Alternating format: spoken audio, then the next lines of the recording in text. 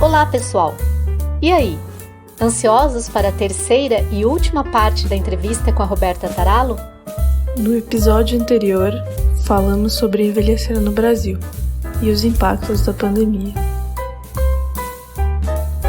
Neste último episódio, vamos falar de temas polêmicos, como reforma trabalhista, reforma da Previdência e preconceito etário. Pegue sua pipoca e fique conosco aqui no Minuto Flix.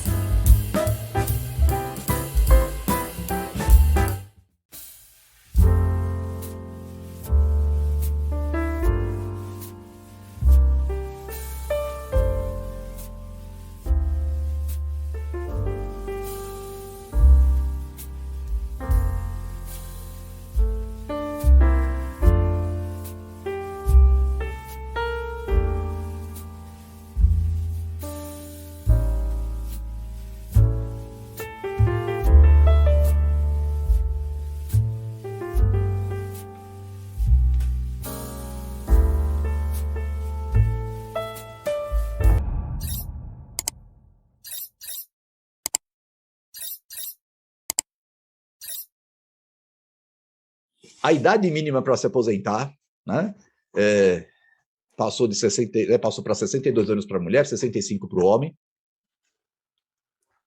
É a mesma idade mínima do homem no Japão. E o Japão que fez um aumento da idade da aposentadoria gradual, como você falou, planejado. Passava 8 meses, subia um totinho, tá? Por quê? Porque projetaram. Aqui você mete 65 como se aqui fosse o Japão, tá? Bom, a expectativa do brasileiro é em torno de 76 anos, e eu estava conferindo agora, estima-se que ela caia por 4 anos, e aí eu abro a minha dúvida, por conta da pandemia. E até onde é pandemia, aonde é aumento da pobreza. Sim. Aonde é você não conseguir comprar gás, não conseguir comprar comida, não conseguir comprar remédio. Até onde é cada uma das coisas. Né? A pandemia mascarou muito, ela veio muito a calhar para encobrir outras realidades. Né? Então vamos lá. Nossos idosos terão saúde para trabalhar até 65 anos, Roberto? Eles vão conseguir se aposentar com os novos padrões da reforma? Então, quem são esses idosos? Os executivos? Os políticos? Os acadêmicos? Se são esses, sim, eles terão saúde, se eles se cuidarem, se eles manterem a sua saúde boa ao longo, né, de toda a sua trajetória. Mas e quem acorda às 4, 5 da manhã e só chega em casa às 8, 10 horas da noite? Que só trabalha, que não consegue ao menos uma consulta médica, que só vai procurar o médico ou assistência à saúde quando já está com a doença e às vezes avançada. Isso não é cuidar da saúde, isso é tratar uma doença, né? Então, como você disse, a nossa sociedade não tem um bem-estar social, né? O Brasil não está ainda nessa perspectiva de bem-estar social. A gente ainda está tentando lá atrás manter ou estabelecer algo melhor para as pessoas, mas o bem-estar social a gente não tem estabelecido. E agora, como você disse e fez essa ótima associação entre a pandemia e essa questão da vulnerabilidade social, mais ainda, a gente pode estar camuflando dados sem saber.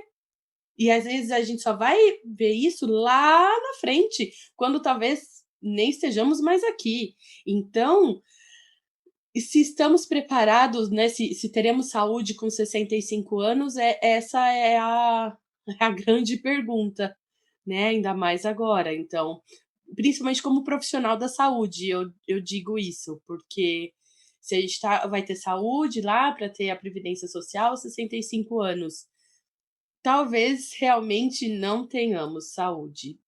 Não tenhamos também previdência, e também, mesmo se a gente contribuir para a previdência privada, talvez comecem a surgir outros empecilhos, né? Então, quando você falou do Japão, né, que eles, né, conseguiram paulatinamente alterar esses dados, né, essa previdência a reforma da Previdência, foi justamente nesse planejamento, porque eles viram que o número de pessoas ia começar a diminuir, né? Então a pirâmide ia afunilar.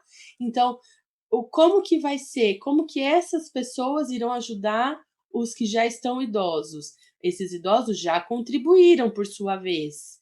Então, eles né, terão uma parte total dessa aposentadoria, porque o cálculo que o Japão faz é um pouco diferente do nosso, justamente por isso.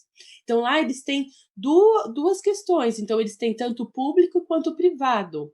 Só que o privado não necessariamente é aquele privado igual o nosso. Não, gente, não vamos confundir isso, que agora eu vou ter que também colocar lá um dinheiro na minha previdência privada. Não, isso eles construíram, tá? Então, não vamos perder o que a gente já tem. Porque, às vezes, é isso que o governo atual ou esse Estado quer que a gente almeje uma outra sociedade como os Estados Unidos, que é extremamente privada. Então, a gente tem que ver o que a gente quer lá na frente. O que a gente quer...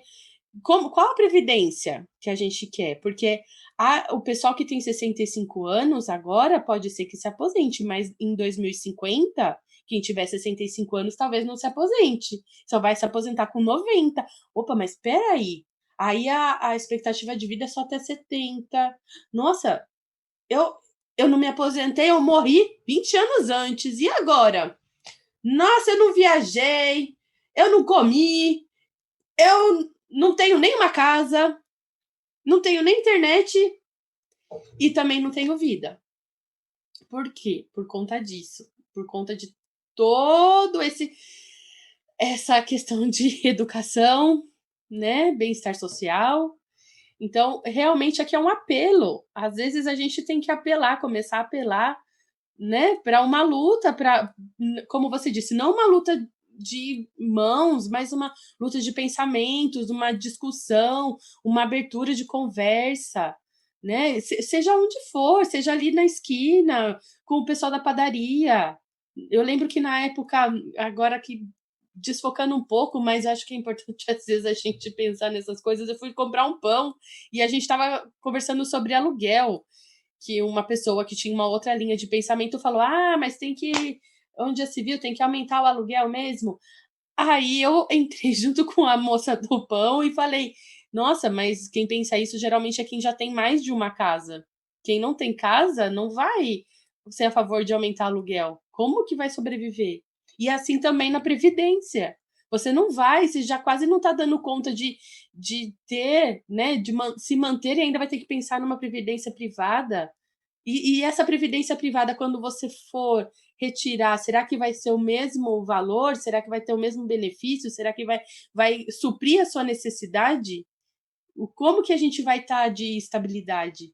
Então, são questões bem Roberta, complexas. eu recebi uma ligação da gerente do banco me oferecendo, né? Venceu lá daquelas coisas que a gente é obrigado a fazer quando você abre uma conta e tudo. Sim. Olha, você não quer fazer um plano de 10 anos? 10 anos. Eu falei, eu não sei o que vai ser no que vem. Você falou 10 anos, tá? Olha, se deposita tanto, tem uma correção X, depois de 10 anos você resgata Y. Tá?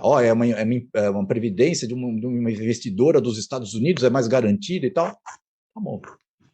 Eu fiz uma conta tosca. 10 anos são 120 meses. Eu peguei a primeira prestação, multipliquei por 120, sem colocar juro nem nada, só numa conta seca.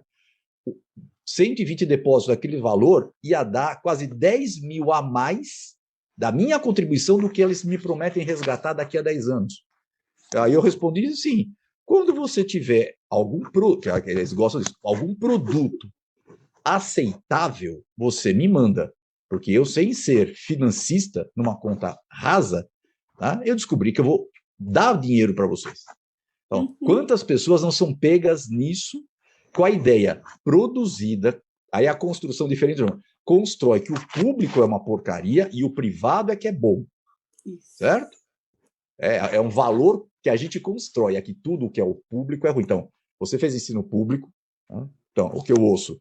Bolsista. O cara é bolsista. Então, ele é o ruim da sala. Né? Cota, isso estragou, dificultou o acesso ao ensino público. Né? Então, tudo que tem a visão do coletivo, do público, é destruído. Você cria um valor do privado, tá? Fortalece isso, e o imediatismo. É para amanhã, não é para 2050, para quem precisa. Né? Então, tudo isso é destruído. Eu quero ver quando você chegar lá, na tua idade, o que vai acontecer com você. Né? E a parte mais interessante é que essa galera que defende essas coisas, assim, zero consciência de classe, porque está defendendo uma realidade que não é deles, não pertence a eles, né? E eu adoro quando a galera dá exemplo dos Estados Unidos e fala da previdência privada e fala assim, mas lá o mendigo tem um MacBook. Tem, e não tem nenhum dente na boca. E se ele for atropelado na esquina, ele vai para baixo da ponte, sangrando, porque ele não vai ter dinheiro para colocar um curativo na perna.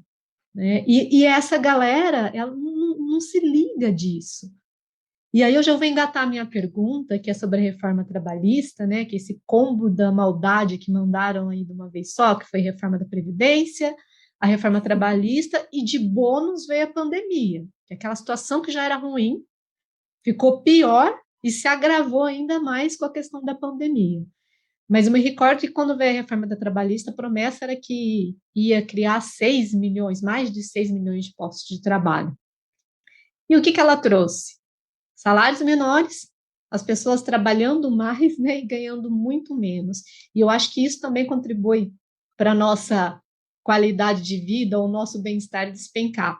Porque a gente trabalha mais, ganha menos, compra menos coisas, não tem tempo para se divertir, se alimenta mal, e isso só vai piorando a situação, né? Então, a pergunta que eu quero fazer, Roberta, eu vou conseguir me aposentar? Mentira, Roberta. Essa daqui não é só uma questão, né, tipo, pessoal, mas eu fico com dúvida às vezes, sabe? Eu queria te perguntar o seguinte, qual é o tipo de política pública que a gente pode criar para garantir uma dignidade para os nossos idosos, ou melhor, para a gente, lá no futuro? Parece que a gente está no cenário bem pessimista, né? De todo esse combo que às vezes não deixa a gente ver o fundo de esperança. E nós já temos políticas públicas e muito boas, e às vezes, sem a gente saber, é referência para a América Latina, em vários congressos que a gente vai, todo mundo fala, vocês do Brasil têm isso, tudo isso, Estatuto do Idoso, Política Nacional do Idoso, tem o SUS, como o Adriano falou, nossa, vocês têm tudo isso! Mas agora a gente está perdendo tudo isso. A cada dia que passa, dependendo do município, dependendo do estado, né, enquanto estado, e no país, né, então políticas estaduais, municipais e federais, a gente está perdendo a cada dia mais. Então a gente já tem essas políticas públicas, a gente precisa agora, ficar de olho, né? É exigir dessa população, dos políticos, a implementação dessas políticas públicas, porque a gente acha que não, mas a gente já, em alguns locais, a gente já não tem mais gratuidade do idoso no transporte público, isso já está afetando a nossa qualidade de vida e o nosso bem-estar social, né? O idoso já não pode, às vezes, andar, ter a sua livre, né, passagem, já não tem mais. Então, a gente tem muitas outras garantias, como mesmo a Previdência, que pode estar aí com o tempo contado. Então, a gente já tem políticas públicas que agora estão diminuindo. Então, a gente precisa ficar de olho e começar a realmente questionar e talvez até voltar às ruas. E o povo onde está? E o povo onde está? Para voltarem às nossas políticas públicas, para implementarem as nossas políticas públicas. A gente precisa exigir, não é ficar aqui na internet, não é ficar aqui só no computador, né? A gente tem os abaixo-assinados que fazem efeito quando são designados para pessoas corretas que vão levar esse papel lá, mas a gente também tem que exigir aqui onde a gente está agora, porque a gente está perdendo cada vez mais. E esse combo, né, só de maldades, de retrocessos, de vulnerabilidades, só está aumentando. E a gente não percebe, justamente por isso, porque nossa vida é corrida, a gente tem muita coisa para fazer por conta dessa reforma trabalhista que não nos permite mais ter esse momento de pensar, um momento de descansar. A gente não tem mais essa possibilidade. A gente tem que correr contra o tempo para poder colocar alguma coisa na mesa para comer, para pagar contas que cada dia são mais caras. Então, parece que é uma resposta pessimista. A gente tenta sempre ter um olhar otimista para as situações, ter uma esperança. E a nossa esperança é a gente exigir, a gente participar dos conselhos, é a gente enviar abaixo-assinados, tudo que a gente puder, e também ir lá na porta do vereador, e também tentar, agora que vai vir em outubro, sabe, o deputado, então, o que ele fez ao longo desse tempo? O que ele quer propor? O que ele vai falar sobre a política pública que já existe? Porque já existe, gente, não vamos cair nessa de que vai implementar, que vai fazer uma política pública, já existe. São ótimas políticas públicas que foram atualizadas e agora desatualizadas no sentido de retrocesso. Então, é lá em outubro que a gente tem que usar o nosso cérebro no dedo, sabe? Para quem acredita na democracia ainda, tentar fazer com que isso barre o nosso retrocesso nas políticas que a gente já tem, né? E, para além disso, para fechar essa questão, é a questão da discriminação etária, né? A gente vai chegar lá, a gente vai se tornar velho, a gente vai se tornar idoso se a gente quer viver. Se a gente quer se manter vivo, se a gente quer continuar a nossa vida. Então, a gente tem que começar a desmistificar, a desconstruir essas atitudes negativas e essas crenças negativas em relação à velhice e ao idoso, porque a gente vai se tornar um. Ou a gente já é também, né? Dependendo de quem está aí do outro lado da tela. E você? O que você está fazendo para isso, né? Eu digo agora aí para todos, e o que eu estou fazendo para isso, né? Eu já estou pensando, já começando a analisar em quem eu vou votar, ou como eu vou votar, ou como eu posso exigir dos governantes.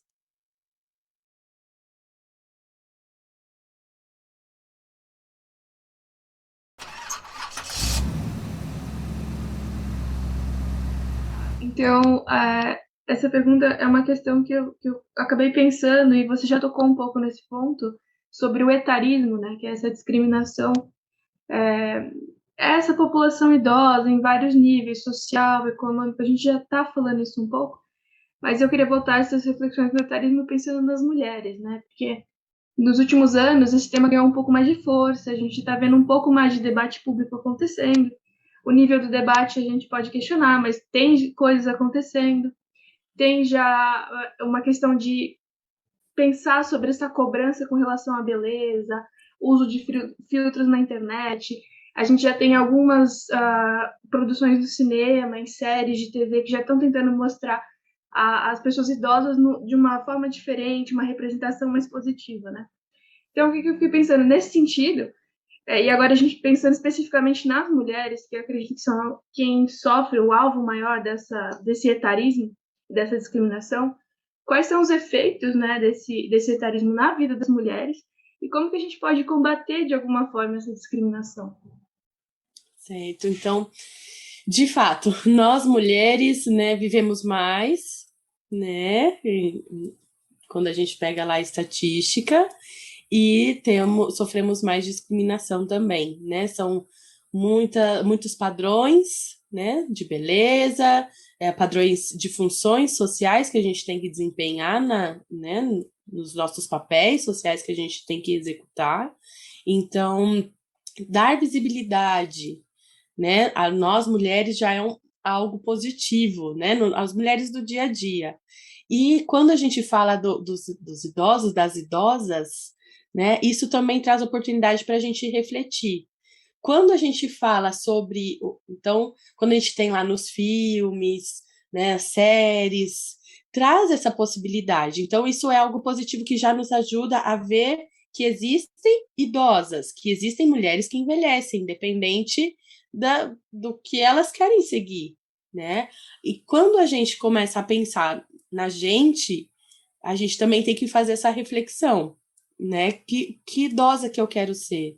E não tratar isso como um padrão, porque você sempre foi única, né? Você tem o seu pensamento, a sua vida, você tem as suas exigências, as suas funções, você vai construindo, embora a sociedade nos cobre muito sobre isso. E quando a gente chega na velhice, há vários... que a pesquisa mesmo mostra, há várias ramificações, né? Há idosas que falam, agora eu me aposentei, ou agora eu já cheguei na velhice, não estou aposentada, continuo no mercado de trabalho e agora eu vou viver minha vida, vou viajar e tudo mais, porque eu construí isso, né? Então temos essa vertente. Temos a vertente de, nossa, eu cheguei na velhice e agora eu tenho como papel social que cuidar dos meus netos, se eu tenho netos. Se eu não tenho nem netos, nem família, o que eu vou fazer? Se eu não tenho netos nem recursos, o que eu vou fazer também? Como eu vou sobreviver? Eu construí, consegui fazer todo... Me vejo neste papel agora assistindo as novelas, né? Que mostra algo mais parecido, né? Com essa realidade que... Então, talvez eu consiga. Então, tem esses paradigmas que a gente chama, né? Essas oposições. Tem as super idosas e as sobre-idosas, né? Que a gente fala, o super idoso, que é a super idosa que faz tudo, que ainda viaja, que dá conta de tudo, e tem a outra visão de que é aquela pessoa que quer ficar em casa. E se ela quer ficar em casa mesmo? E se é o desejo dela? Então, assim como a gente questiona nosso papel na sociedade como uma mulher mesmo, nós também temos que pensar quando a gente está já idosa. Então, nossas mães, nossas tias, se elas querem pintar o cabelo, porque elas querem, né, se sentirem bem, porque elas estão confortáveis, é uma questão de autocuidado, tudo bem.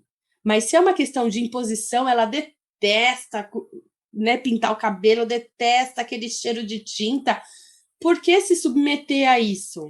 Se a mulher, ela gosta de se maquiar, gosta de usar perfume, vamos promover esse autocuidado. Agora, se ela detesta, tem rinite, detesta cheiros, então vamos tornar isso normativo. A escolha da mulher é o corpo da mulher. Então, agora a gente tem que começar também a desmistificar, né?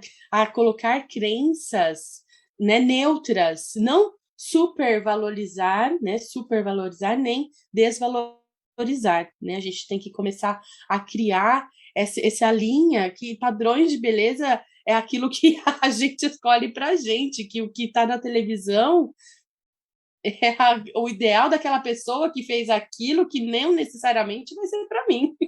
E às vezes eu posso não gostar mesmo. E na velhice, a gente vê, os estudos mostram que as mulheres, quando chegam na velhice, mulheres reais, eu digo, elas se tornam mais, às vezes, confortáveis para dizerem isso, sabe? Para afirmarem esse papel de que não querem se enquadrar nesse padrão. Ou sim, que querem continuar com seus cabelos lindos e maravilhosos, enormes e super chiquetésimas. E para isso eu tenho até uma referência para quem quer seguir essa linha de cinema, de séries. A professora Andrea Lopes, ela tem um grupo de estudos lá na Universidade de São Paulo muito interessante, que vai tratar justamente a questão das mulheres no cinema, na moda. Então, aí é aquela questão de sermos mulheres e sermos quem a gente quer ser. Ai, muito bom ouvir isso. Bom, né? Demais. Eu sou daquela assim, eu detesto aqueles filtros de Instagram, gente. Eu acho aquilo horroroso. E esses dias eu fui filmar e eu filmei e fiz uma série de sequências. O máximo que eu coloco é preto e branco. Que aí, ok, eu gosto de preto e branco, né? Mas aí eu olho aqueles filtros e um é bizarro do que o outro. E eu fui filmar, e depois, na hora que eu fui olhar, uma das filmagens, gente, meu rosto parecia bunda de nenê, assim, um negócio esticado. Eu falei, mas gente, eu não coloquei isso. Eu acho que automaticamente, a hora que eu selecionei ali, já deve ter jogado. Eu usei a câmera frontal e ele deve ter jogado algum efeito. Eu, particularmente, acho horroroso.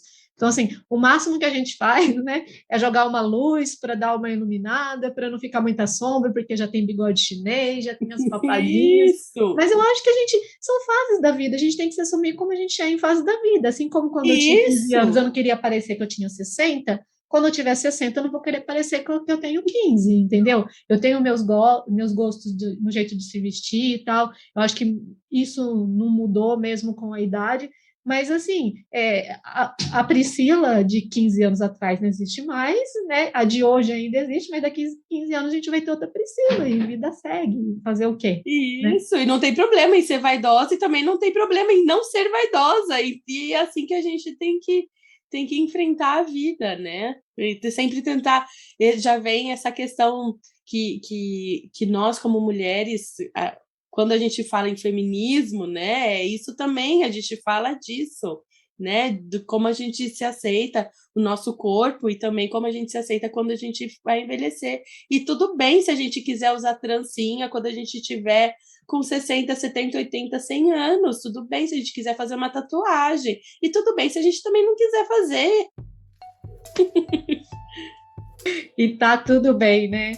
Ai, Roberta, eu queria te agradecer por essa entrevista hoje. Foi muito bom esse papo. Já vou deixar o convite aqui que a gente faz para todo mundo, quando o papo é muito bom, para uma segunda parte, para a gente abordar outros aspectos que não foram abordados aqui nesta entrevista. Então, sinta-se à vontade para voltar quando você quiser, quando a gente tiver também uma vaguinha ali no programa, porque ó, tá lotado. Ainda bem. Vou lembrar disso também, né? Mas foi ótimo ter você aqui com a gente. E eu queria deixar aí uns minutinhos para você fazer os seus agradecimentos, as suas considerações finais. Muito obrigada, agradeço mesmo, muita gratidão por estar aqui, agradeço você que assistiu até o final, que isso é muito bom. Comenta lá, como a Priscila diz, agradeço de verdade, gente, eu sou fã de vocês, mesmo, eu sou fã da Priscila, na verdade, antes mesmo de ter Minutos de Geografia, tá? Antes dela nem saber que eu era fã dela, eu já era fã dela. Então, é verdade, de coração mesmo. E eu deixo aqui meu recado, não parem de pensar, não parem de questionar, sempre lutem, sempre vejam se as coisas estão muito bem, é porque tem alguma coisa errada. Vamos tentar alinhar os pensamentos, né? Vamos pensar na nossa vida e como a gente pode fazer para melhorar, mesmo nessa instabilidade toda. A gente pode sim, né? Porque tá tudo assim meio estranho, que a gente não pode, a gente pode exigir, a gente pode se unir, como a Priscila falou, como o Adriano falou sobre o bem-estar social, como a Flávia ressaltou hoje, nós mulheres, e também toda a sociedade, né, não viver nessa questão de discriminação, seja por parte que for. Então, eu deixo um recado aqui para vocês, sempre que estão aí, você que está aí do outro lado da tela, sempre questione tudo, gente, é tão difícil. Eu deixei aqui algumas referências, mas se vocês quiserem mais referências, também sou super aberta. Agradeço novamente o convite e você por estar aí ouvindo até agora. Nós é que agradecemos, né, Adriana e Flávia? Foi excelente. Demais. Conversa para mais de metro isso aqui, né? Dá para a gente seguir por um bom tempo. Nossa, sensacional. Muito bom, muito bom. É isso, então, Roberta, muito obrigada e até a próxima. Muito tchau, obrigado, tchau. Roberta. Gente, até adorei! Beijo. Tchau, valeu. Deixa eu só falar uma coisa. Esses dias eu vi um TikTok do Chico Santa Cruz. Eu nem gosto muito dele como artista, digamos assim, mas eu acho que ele acerta muitas vezes em algumas críticas. E ele estava falando assim, né, sobre essa questão da democracia, que ela é representativa, e a nossa elite está super bem representada. Está super bem representada. Nós não estamos. Então está na hora da gente, trabalhador, dar a mão para trabalhador e lutar pelos nossos direitos. Porque a gente não tem iate, a gente não tem helicóptero, a gente não tem jatinho, a gente não tem... Só que essa elite implementou pensamentos, né, na classe trabalhadora que, gente, eu fico cada dia mais... Colaram. Precisamos, acordar. Né? Gruda ali e aí, como é que a gente solta depois? Não sei como. Tô me questionando até hoje.